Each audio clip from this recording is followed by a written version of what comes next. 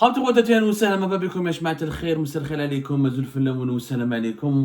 que vous allez bien, j'espère que vous vous portez bien. C'est une saisie record qui a été effectuée hier le 18 août 2024 à l'aéroport Roissy-Charles de Gaulle, le plus grand aéroport ici en France et parmi les plus grands et les plus importants aéroports de tout le continent européen. Une saisie record de 2,5 millions d'euros en liquide qui a été découvert dans les bagages de deux passagers qui voulaient aller à Istanbul depuis Paris. Et cette saisie est malheureusement liée directement à l'Algérie et relance plus que jamais le débat sur la corruption généralisée dans notre malheureux pays qui est l'Algérie, un pays qui souffre malheureusement des fausses promesses et des bêtises et de la mauvaise gouvernance de ses dirigeants. Tebboune nous a toujours chanté, et nous chante depuis le début de cette campagne électorale, que dans notre pays, il n'y a plus de corruption, est en train de lutter de façon très directe et très sincère et très musclée contre la corruption et contre l'influence de l'argent sale, contre les détournements d'argent, contre l'évasion et les détournements des devises vers l'étranger. Je ne vais pas remettre en cause ses intentions ni sa sincérité, mais il s'avère que dans la réalité, les faits démontrent que cette guerre contre la corruption et l'argent sale, mis à part les échos, les annonces médiatiques qui concernent l'arrestation des hommes d'affaires les plus connus, les plus emblématiques, les plus médiatisés, les plus impopulaires parce qu'ils étaient liés au régime de Bouteflika, et souvent leur impopularité était souvent justifiée pour certains, exagérée pour d'autres, mais quoi qu'il arrive, le régime Tebboune a effectivement mis en prison une dizaine d'hommes d'affaires, une dizaine de ministres, une dizaine d'anciens ministres, une dizaine de généraux qui ont été accusés d'avoir touché de la corruption, de s'être enrichis illicitement. Ça c'est vrai, sauf que malheureusement, l'emprisonnement de ces personnes, connues, reconnues, des figures médiatiques pour la plupart d'entre eux, n'a pas permis à la corruption de reculer dans le pays. Preuve, cette affaire qui est la plus grosse saisie, encore une fois, d'argent liquide dans un aéroport en France, parmi dans les plus grands aéroports d'Europe, je le dis encore une fois, l'aéroport de Paris-Charles de Gaulle, 2,5 millions d'euros, 2,4. Ça a été saisi dans les bagages de deux passagers algériens qui venaient d'Alger, qui venaient de débarquer à Paris et qui voulaient aller de Paris vers Istanbul. Ce sont deux personnes deux hommes âgés de 32 ans et 39 ans, de nationalité algérienne. BFM, la chaîne de télévision d'information en continu, c'est elle qui a révélé cette information. Cette saisie a été opérée par les douaniers français hier, le 18 août, hier le dimanche 18 août, 2,4 millions d'euros, en liquide, dans une partie en francs suisses. Donc il y avait des euros, il y avait une partie en francs suisses. Les deux hommes âgés de 32 ans et 39 ans ont été placés en garde à vue directement par les enquêteurs de l'Office national antifraude. Leur argent a été saisi, ils ont été soumis à une enquête, en plus donc des infractions douanières parce que ils n'ont pas déclaré convenablement il y a au-delà de 10 000, un étranger quand il vient en France et en Europe, n'a au-delà de 10 000 euros d'espèces dans ses bagages, dans sa poche, dans son portefeuille, il a l'obligation de les déclarer. Et là, les deux Algériens ont été soumis à une enquête pour le manquement à l'obligation déclarative de capitaux à l'exportation. C'est-à-dire, tu as ramené beaucoup de cash avec toi en Europe, tu dois les déclarer, tu dois payer des taxes. En plus, il faut les justifier. C'est au-delà de 10 000 euros, tu as de l'argent, les douaniers européens et français vont te demander de le justifier. Est-ce que tu es un homme d'affaires, est-ce que tu es riche, tu rentres pas avec 100 000, 200 000 ou 300 000 euros avec des bulk.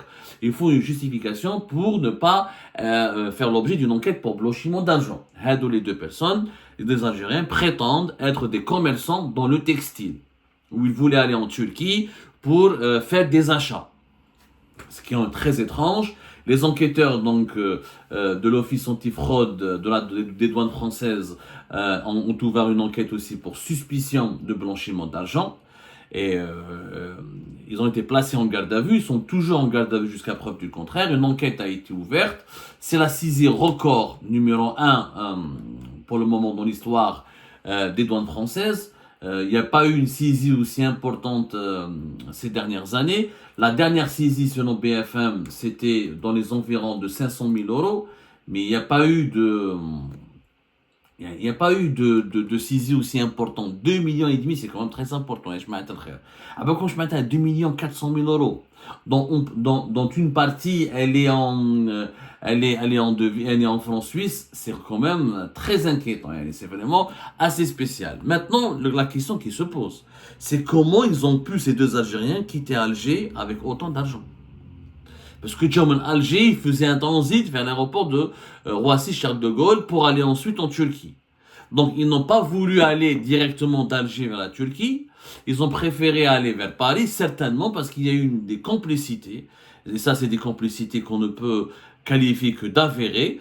Il y a une valise, les fait à 2,5 millions d'euros, dont 2,4 millions plus exactement, dont une partie en francs suisses. C'est pas possible que les douaniers algériens n'ont pas pu voir cet argent. À la base, comme en Algérie, il y a des fouilles beaucoup plus systématiques, beaucoup plus sévères, beaucoup plus approfondies dans les aéroports algériens que dans les aéroports français. Les aéroports français, c'est des douaniers, ils ont des scanners, etc. Ils te posent des questions et des fois, c'est des fouilles inopportunes. Mais selon moi, c'est surtout, ils utilisent surtout des scanners modernes, des caméras de surveillance et des moyens de surveillance électronique. Ils utilisent des moyens vraiment, c'est beaucoup plus des équipements électroniques qu'autre chose. En Algérie, on a une fouille physique, personnalisée, il fouille tes bagages, ensuite à des scanners, ensuite à une deuxième fouille, la police te pose des questions, tu as la PAF, tu as les douanes. En Algérie, les aéroports algériens sont bondés de douaniers et de policiers. La question donc qui se pose, qui fait j'aide les deux commerçants algériens, dont on ignore encore une fois jusqu'à maintenant, jusqu'à l'heure actuelle, on ignore leur identité, mais nous, Algérie, on est en train de mener l'enquête, mais déjà même avant d'aboutir à une quelconque conclusion, il faut savoir que cette affaire relance le débat sur la corruption en Algérie. 2,5 millions d'euros kharj biha min Algérie à Paris, c'est du jamais vu, d'autant plus que la dernière saisie record en France, dans les aéroports français, elle date de 2021 et elle était de la somme de 500 000 euros en liquide. 500 000 euros en liquide, on passe de 500 000 euros à 2,5 millions d'euros.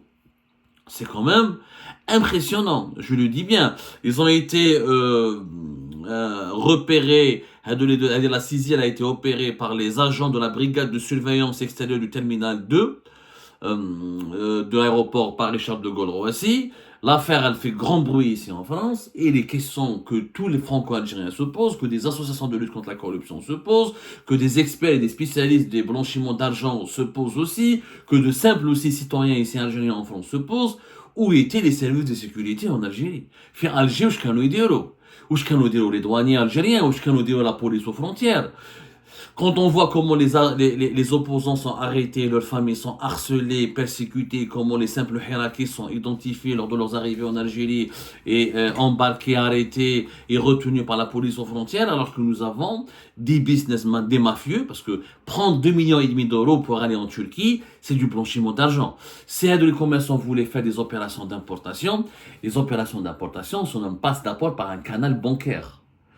Les importations, la légalité, la loi te pousse normalement, tu déclares à la banque, tu ouvres un crédit, tu demandes un crédit documentaire, une lettre de crédit, tu déclares ce que tu as envie d'importer, etc.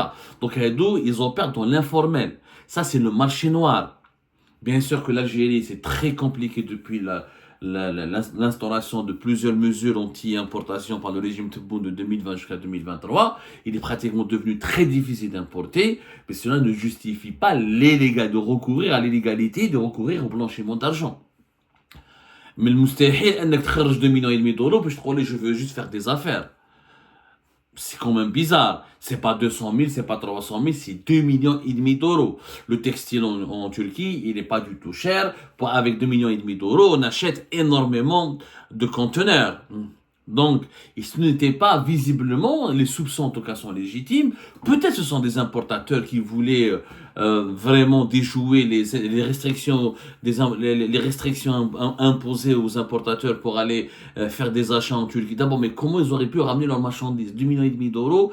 Déjà, pour passer à l'aéroport d'Alger, certainement, ils ont des complicités. Ils sont pas partis directement d'Alger à Istanbul. Parce que les avions, à Alger-Istanbul, ils sont fouillés systématiquement par les douaniers algériens et les services de sécurité. Il y a vraiment Alger-Istanbul ou Alger-Dubaï, il y a des surveillances très accrues, une surveillance très accrue. Il y a des mesures de fouille et un dispositif sécuritaire pour fouiller, identifier les passagers, les contrôler très strict. Donc, on a certainement leurs complices au sein de l'aéroport d'Alger ou au sein de la direction de l'aéroport d'Alger ou au sein des douanes algériennes ou de la police aux frontières leur ont dit venez prenez d'abord un vol pour Paris parce que pour Paris les contrôles sont moins stricts que les vols pour Istanbul et Dubaï. Parce que les deux vols qui sont les plus empruntés par Jmaat al-Kaaba. Mais Jmaat al-Kaaba, c'est des petites sommes. 10 000, 15 000 euros. Et j'ai marchandise à 10 000, 15 000, il y a de l'albéa en Algérie. 2 millions et demi d'euros. C'est pas du commerce. C'est plus qu'un investissement. C'est un investissement direct à l'étranger. Faut savoir qu'en Turquie, avec 300 000, 400 000 euros, tu peux acheter un appartement, tu peux avoir le passeport turc en ce moment. Avec l'inflation galopante et les nouvelles lois économiques qui tombent été instauré avec une telle somme d'argent, c'est tout simplement, c'est énorme. C'est une petite fortune de 1,5 million d'euros. Donc, voilà, c'est 500 000 dollars. Voilà, 500 000 dollars à condition de s'engager. Il faut juste faire un investissement de 500 000 dollars en Turquie pour avoir le passeport turc à condition de ne pas retirer cet investissement au moins 3 ans à compter de l'année de la demande où tu as demandé le passeport turc pour avoir la nationalité turque. Donc, à donner 2 millions d'euros, c'est peu probable. Et les enquêteurs français doutent de la véracité des déclarations de ces deux importateurs véreux. C'est véreux parce qu'ils sont dans l'illégalité la plus absolue. Prendre des valises, prendre 2,5 millions d'euros dans ses bagages, c'est illégal, c'est mafieux. C'est mafieux. Prendre autant d'argent, ça soulève des questions. Ça peut être des terroristes qui veulent acheter des armes et foutre la merde quelque part. Et ça peut être du financement de groupes armés, de groupes mafieux. Et ça peut être tout simplement une fuite illicite de devises vers l'étranger. Et c'est beaucoup d'argent, c'est énormément d'argent pour de simples importateurs qui veulent faire leurs achats. Quand on veut faire des achats en Turquie, 100 000 euros aurait suffi largement pour faire des achats. Mais là, 2,5 millions d'euros, c'est qu'on a envie de fuir, de faire évader de l'argent, de dissimuler de l'argent, de dissimuler des devises à l'étranger. Et encore une fois, c'est une faillite totale des services de sécurité et des douanes algériennes qui sont mobilisés à longueur de journée. Je vous fais le NTV, les chaînes de télévision algériennes, les médias algériens, le directeur général des douanes. Alors je mets les ports. Récemment, rappelez-vous ce qui s'est passé à Oran.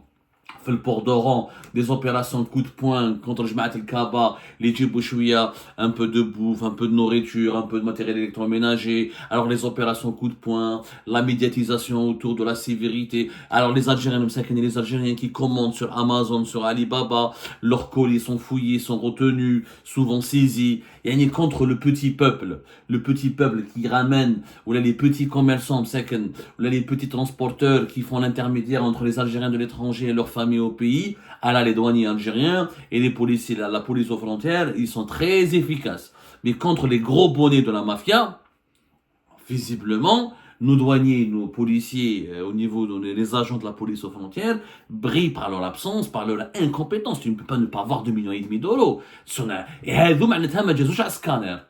Ça veut dire qu'ils ont eu des complicités, et on a pris leur bagage, scanner, il y a eu des complicités au sein de la police aux frontières, au sein des douaniers, directement la salle d'embarquement, sans les fouiller, sans les contrôler.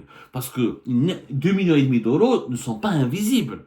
C'est des grosses liasses de billets.